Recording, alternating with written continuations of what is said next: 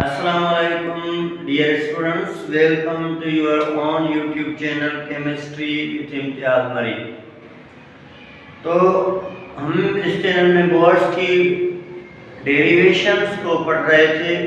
तो इससे पहले मैंने बोर्ड्स की रेडियस nth ऑर्बिट की जो रेडियस होती है उसको ड्राइव किया था, उसकी डेरिवेशंस मालूम की थी कि फर्स्ट ऑर्बिट की रेडियस कैसे मालूम करें, सेकंड की कैसे करें।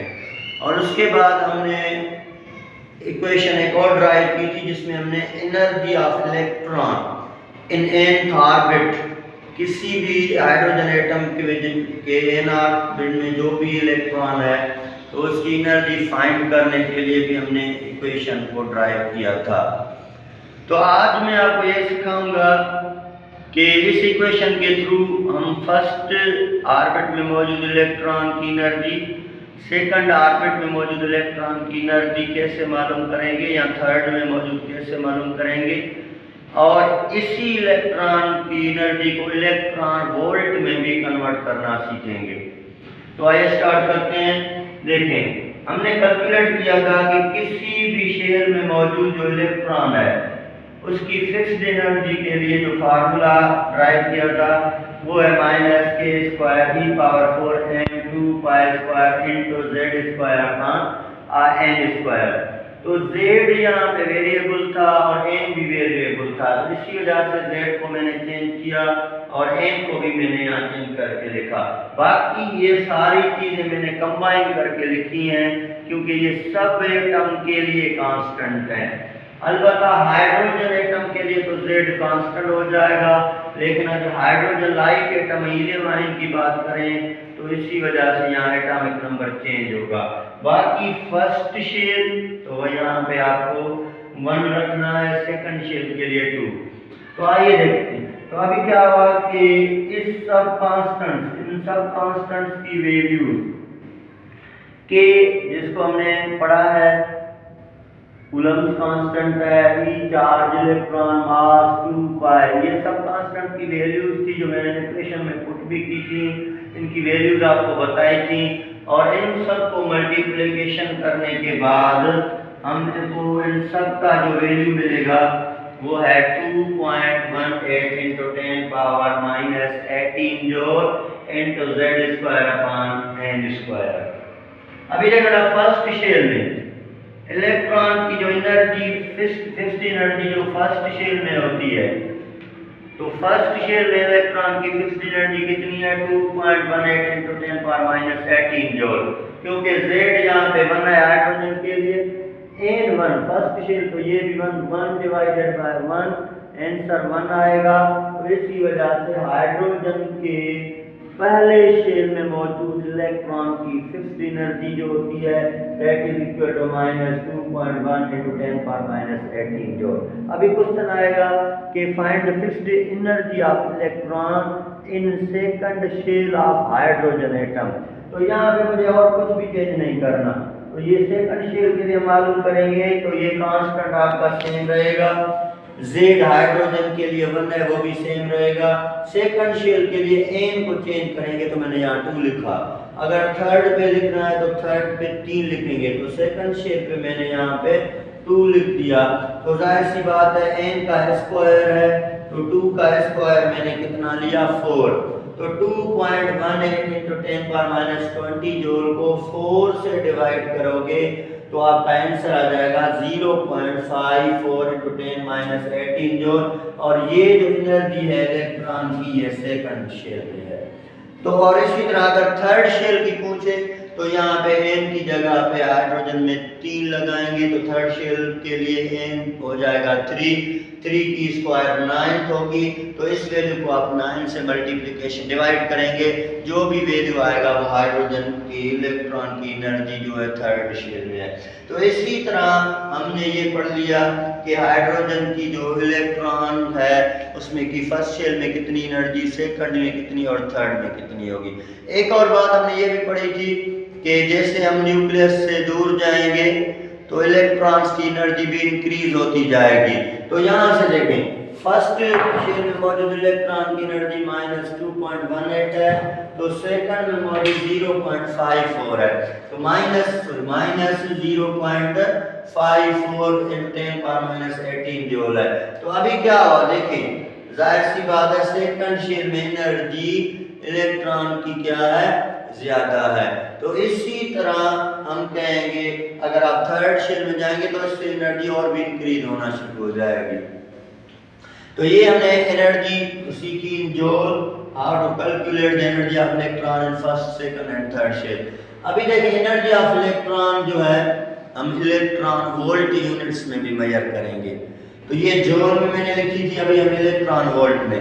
तो इलेक्ट्रॉन वोल्ट में हम इस एनर्जी को कैसे कन्वर्ट करते हैं, तो देखिए अभी हमारे पास जो 1 इलेक्ट्रॉन वोल्ट है इसमें होते हैं 1.6 × 10⁻⁻19 जूल। तो 1 इलेक्ट्रॉन इक्वल टू 1.6 × 10⁻⁻19 जूल। तो 1 जूल में इलेक्ट्रॉन कितने होंगे, जाहिर सी बात है ये टर्म इधर आएगा तो ये डिवीजन में चला जाएगा, 1/1.6 × 10⁻⁻19 जूल। तो एक इलेक्ट्रॉन वोल्ट में 1.6 × 10⁻⁻19 जूल है, तो एक जूल में 1/1.6 × 10⁻⁻19 जूल है।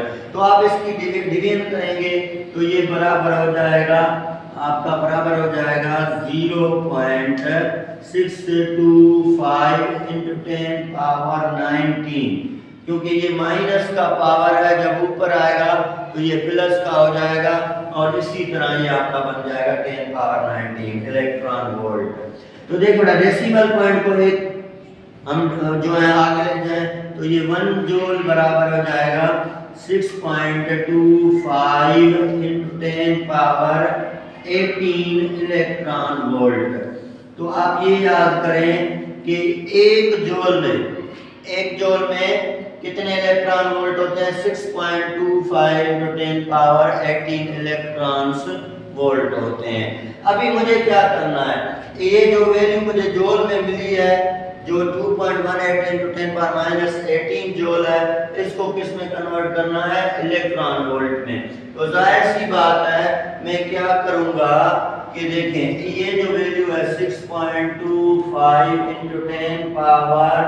10⁻18 हमारे पास जो वैल्यू है इसको हम कन्वर्ट, ये हमारे पास क्या होता है 1 जूल में इतने इलेक्ट्रॉन वोल्ट होते हैं।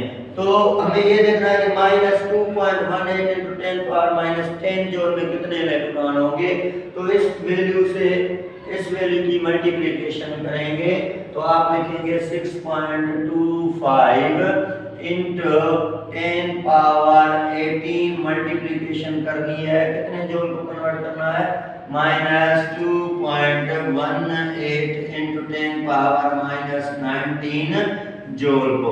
तो अभी देखो बेटा इस वैल्यू को इससे मल्टीप्लाई करेंगे तो जाहिर सी बात है हमारे पास ये भी है 10⁻18 और ये +18।